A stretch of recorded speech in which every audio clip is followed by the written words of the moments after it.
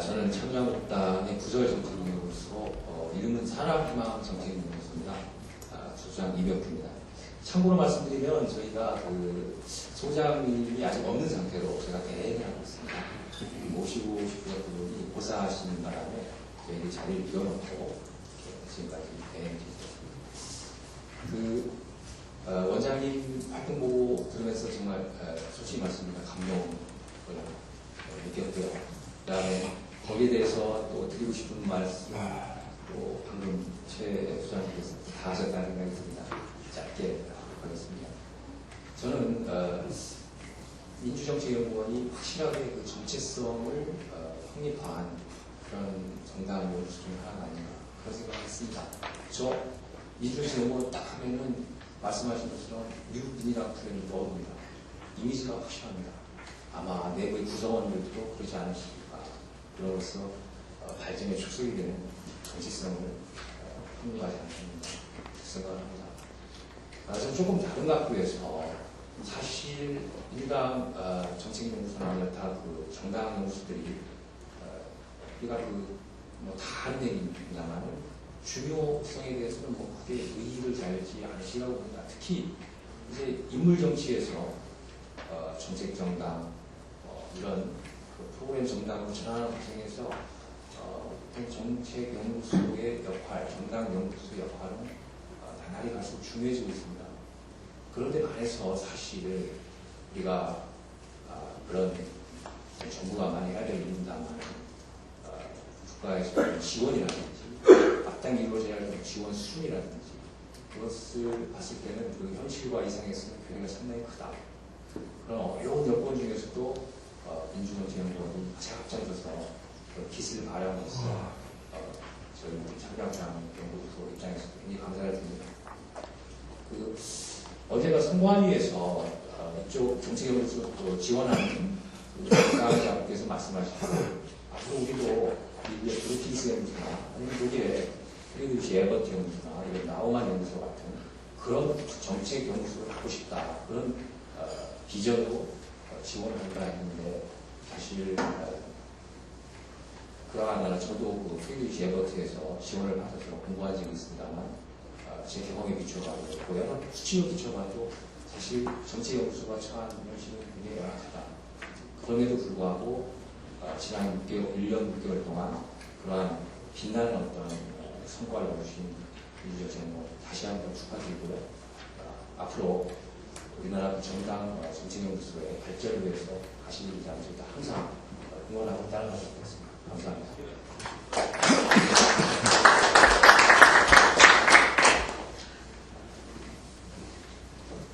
네, 민주정책연구원 창립 2주년 진심으로 축하드립니다.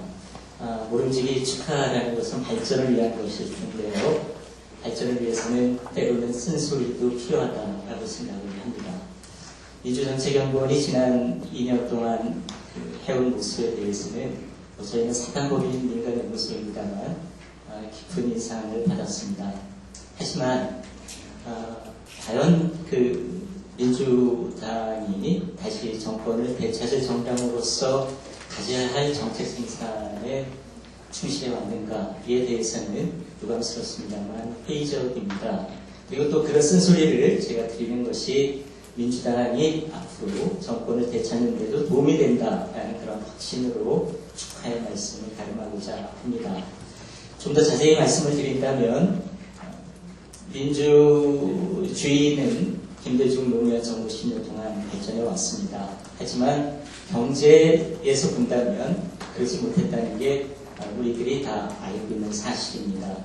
김대중 정부 그리고 김대중이게 만든 대중경제로는 정작 김대중 대통령이 집권했을 때 구현되지 못했습니다. 김대중 노무현 정부 10년 동안 객관적 통계 지표로 대중빈익비는 심화되었습니다. 다만 이명박 정부보다 그 심화되는 속도가 적었을 뿐입니다. 과연 이 나라의 국민이 민주당의 정권을 쥐어줬을 때 바랬던 것이 부익부 빈익비를 한나라당보다 더 차이가 커져가는 것을 조금만 줄이는 걸 바랬을까? 그것은 아니다라고 생각을 합니다.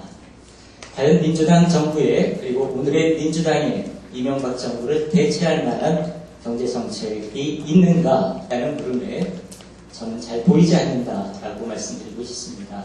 그렇다면 이것은 민주정책연구원의 과제이기도 하다라고 생각합니다. 지금 자리를 떴습니다만 저는 12년 전에 박지원 당시 문화관광부 장관과 만난 적이 있습니다. 둘이 만났을 때 그런 이야기를 했습니다. 대체 정권은 왜 잡았는지 모르겠다라고 이야기를 했었습니다. 마찬가지입니다. 만약 김대중 노무현 정부 때 하지 못했었던 말 그대로 민중을 주체로 한 대중경제론을 구현해내는 정책을 21세기에 맞춰서 정부가 되지 못했을 때 과연 민주당이 2012년 선거에서 이길 수 있을지에 대해서는 저만이 아니라 여기 계신 분들도 회의적일 겁니다. 객관적 여론조사가 그렇게 나타나고 있습니다. 그렇다면 민주정책연구원이 가져야 할 시대적 소명은 막중합니다. 모쪼록 저는 민주당의 정책연구소가 자신보다 조금이라도 더 진보적이면 외면하는, 자신들을 비판하면 거기에 대해서 선을 긋는 그런 우를 범하지 않기를 촉구합니다.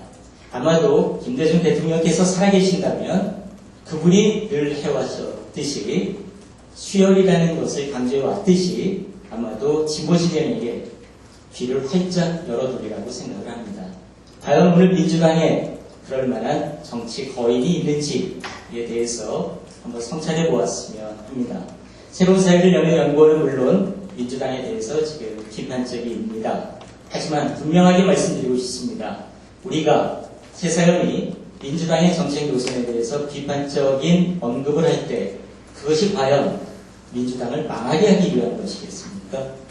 한 나라당의 재집권을 도와주기 위해서이겠습니까? 그렇지 않습니다. 고통받고 있는 이 민중에게 희망을 주기 위해서 민주당이 잘했으면 하기는 바라면서 말씀을 드리는 거고요.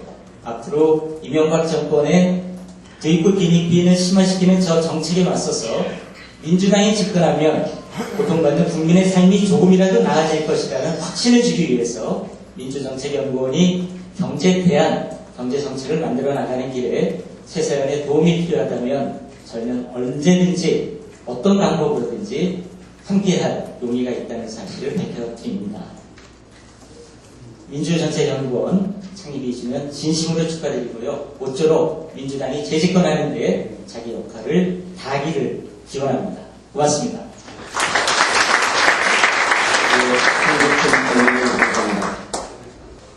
다음은 여러분께 지난 1년 동안 민주정책연구원의 활동상을 간략히 말씀드리겠습니다. 많은 활동이 있었지만 주요한 활동을 중심으로 말씀을 드리겠습니다. 올해 1월과 3월 약 한 1년간 준비한 내용을 근저로 해서 교육 분야를 시작해서 뉴민주당 플랜 7대 분야 현장 방문 및 정책 발표가 있었습니다. 그리고 올해 3월과 4월에 대전에서부터 뉴민주당 플랜 전국 순회 정책 콘서트 봄을 들고 왔습니다. 총 10회 개최됐고요. 지방선거 이후에 지방선거에서 좋은 성과를 얻었지만 이후에 올바른 정책을 세우는 것이 필요하다는 판단 아래 6월에 지방공동정부 및 참 좋은 지방정부 실행 방안을 제시했고요. 이어서 지방자치연구센터 설립 방안을 제시했습니다. 그리고 7월에 들어서는 지방선거에서 가장 쟁점되었던 친환경부산급식 및 혁신학교 추진 방안을 제시했습니다. 민주정책연구원은 지난 2년 동안 교육 분야에 상당한 공을 들였습니다. 당원을 대상으로 한 1만 핵심 당원 교육을 전국에 160회에 걸쳐서 교육을 했고요. 중간 리더를 양성하는 민주당 리더십 아카데미 최고 지도자 과정 등 교육을 여러 차례 실시했습니다. 중앙선관위와도 함께 30여 차례 교육을 했고요. 그리고 민주당의 자랑 중에 하나입니다. 민주당 대학생 정책 자문단 7차, 8차 대학생 정책 자문단 약 한 200명을 졸업시켰습니다. 이상으로 간단히 민주정책연구원 활동상을 말씀드리고요.